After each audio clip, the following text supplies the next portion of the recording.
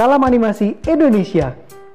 Kalau kita ngelihat animasi Transformer, keren banget kan? Perubahan bentuk dari sebuah bentuk benda biasa aja, kemudian berubah menjadi robot yang kompleks, yang keren. Wah, pokoknya asik banget.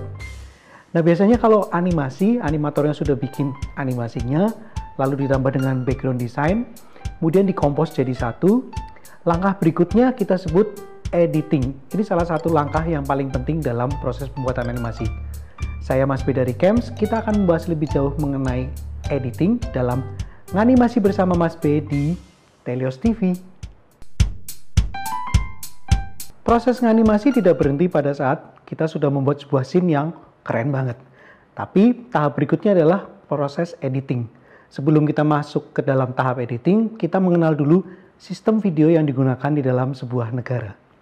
Ada 3 sistem yang digunakan di dalam dunia ini. Sistem video yang pertama namanya PAL D1 atau DV, Digital Video, yang jumlahnya 25 frame per second-nya. Kemudian ada sistem NTSC yang jumlah frame-nya 29,97 frame per second atau biasanya digenapkan menjadi 30. Yang terakhir ada sistem yang namanya SECAM. Nah, biasanya PAL ini digunakan di negara-negara Asia dan Asia Tenggara, sedangkan NTSC lebih ke negara-negara Amerika. Tapi di negara Asia ini ada Vietnam dan Jepang yang menggunakan NTSC juga. Lalu yang terakhir SECAM itu sistem video yang digunakan di Eropa. Kita masuk mengenai editing. Pertama, editing secara umum untuk 2D animasi maupun 3D animasi.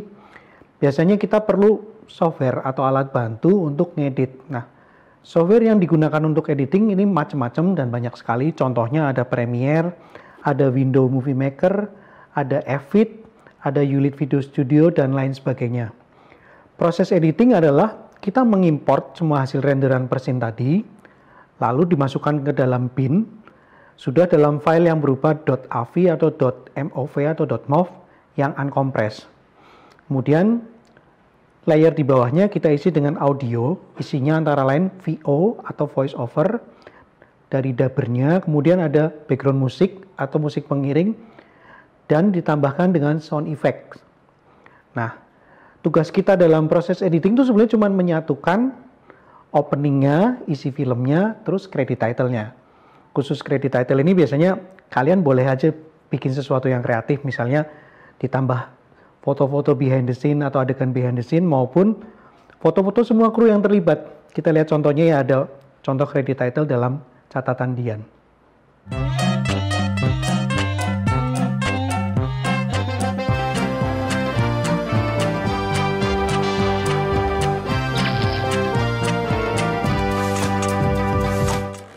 Lagi ngapain, bro? GBSLY, TGWLGSMS, PAH. Apa, bro?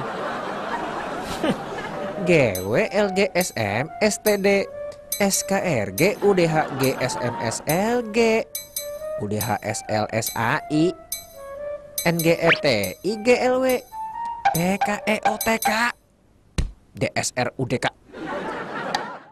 Oke, kita baru saja nonton film Larjo Show yang lucu banget. Sekarang, khusus untuk episode ini, kita kedatangan tamu yang sangat istimewa.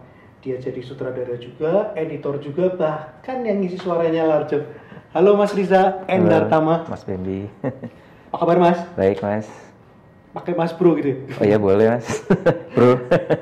Oke, kita langsung masuk ke bahasan nih Mas. Oke. Kalau dalam proses produksinya film Larjo Mas, terutama untuk ngeditnya sama pasca produksi, ceritanya gimana sih Mas? Oke, semua dimulai dari naskah ya. Naskahnya dulu. Semua dari naskah, cerita. Setelah cerita itu di-approve, kita langsung ambil take voice. Rekaman VO-nya. Oke, karena ini dalam konteks kita studio kecil ya, jadi kita harus berusaha seefisien mungkin. Oke. Setelah dari take voice ya, itu kita bisa langsung bagi-bagi. Dari naskah itu kan udah ketahuan juga scene-nya apa aja, durasinya segala macam. Ya, kemudian take voice itu kita masuk editing, langsung dibagi-bagi, dipecah-pecah. Oh, jadi langsung masuk Ya, bagi-bagi kita itu langsung. editing. Nah, setelah itu, setelah ketahuan scene-nya apa aja, kita langsung masuk ke layout. Layout itu adalah kita meletakkan karakter-karakter kita ke dalam sebuah scene. Jadi bayangkan kalau di panggung drama itu sutradara kan naruh karakter ya, naruh prop seperti meja atau apa. Nah itu prinsipnya sama. Jadi kita melayout kamera, lighting segala macam kita masukin. Lighting sih belakangan. Kita masukin lighting, karakter segala macam. Setelah itu kita langsung render kasar. Setengah jadi dulu. Kita langsung masukin kamera di situ semua. Itu langsung ke editing lagi. Jadi bolak-balik. Bolak-balik kita ke editing, kita cek lagi timingnya, ya. Kita udah pas timingnya, balikin lagi ke produksi. Dalam arti kita scene itu kita pecah-pecah yang udah dipecah-pecah itu kita balikin ke animator. Kita kasih ke animator. Ya. Layout itu masih saya ngerjain ya kan. Saya ngerjain. Setelah udah lebih fix, saya udah tahu timingnya apa aja, bagaimana. Saya balikin lagi ke produksi, saya kasih ke animator.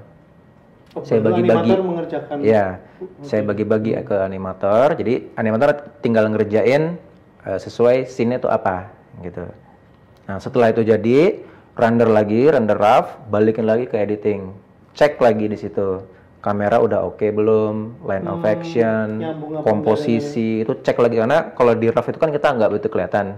Begitu udah masuk animasi, baru mulai kelihatan tuh. Misalnya apa aja, jadi dibenerin lagi. Ya langsung. Oke. Setelah itu ya kita masuk langsung ke lighting. Sementara itu masih dikerjakan. Sambil. Minimal ini sudah benar lightingnya. Langsung masuk lighting. Lighting kita udah ada rig-nya, udah ada setnya. Jadi kita langsung masukin. Paling hanya menyesuaikan dengan yang close up beda kan? Ya. Sama yang dari kita menyesuaikan dengan prinsip-prinsip fotografi. Ada 3-point lighting segala macam itu kita sesuaikan lagi kan, benar sesuai kamera. Langsung render, jadi render tes lagi, lighting kayak seperti apa, udah cocok apa belum. Nah sementara itu masih diperbaikin, animator juga mungkin ngedetail, masukin lip sync segala macam, masukin efek-efek kalau ada. Poin gitu ya. Seperti itu. Lalu di editing ya, kita masukin suara, pasin lagi gambar-gambar segala macam, sambilin nunggu udah fix. Setelah ini render final, langsung compile. Udah jadi gitu ya? Jadi. Oke, jadi prosesnya agak beda ya, artinya editingnya yang bolak-balik. Editingnya bolak-balik. Oke. Sekarang kita menjawab pertanyaan nih yang masuk dari Twitter sama masuk dari Facebook grup Anima. Ini teman-teman ada yang nanya mas, pertama. Kenapa sih background untuk Larjo kok dibiarkan kosong? Jadinya kan seperti di dalam kotak kosong atau ruangan. Terus apa sih yang disebut dengan background limbo? Oke. Background istilah limbo itu bukan pertama kali sih, tapi dipopulerkan dengan film Matrix seingat saya yang pertama kali, yang seingat saya dipopulerkan, sudah ada sebelumnya tapi itu dipopulerkan waktu adegan Neo di ruang putih yang ada senjata banyak banget. Itu terkenal banget. Nah itu limbo. Kenapa itu dipakai dalam Larjo? Ada beberapa pertimbangan ya. Pertama terus terang cost. Ngirit biaya bener ya? Pertama cost. Kedua justru dengan limbo selain kita mendapatkan keuntungan mengirit cost, kita juga justru diuntungkan dengan penonton itu bisa lebih didirect khusus hanya adegan ya, tanpa harus terdistrak dengan yang lain-lainnya. Ketiga, ini juga sebenarnya memang konsepnya Larjo itu kan sebenarnya panggung. Kayak Sri Mulat gitu ya? Iya, jadi memang kalaupun panggung tadinya kan itu yang namanya background itu memang cuma tempelan gitu kan. Akhirnya ya kita mikir yang lain-lainnya, ya udahlah pas buang aja sekalian. Kayak film Pocoyo gitu ya? Iya. Maksudnya backgroundnya itu limbo? Iya, seperti itu. Gitu. Oke. Lalu pertanyaan kedua, kenapa sih mas karakternya pakai hewan atau binatang semua?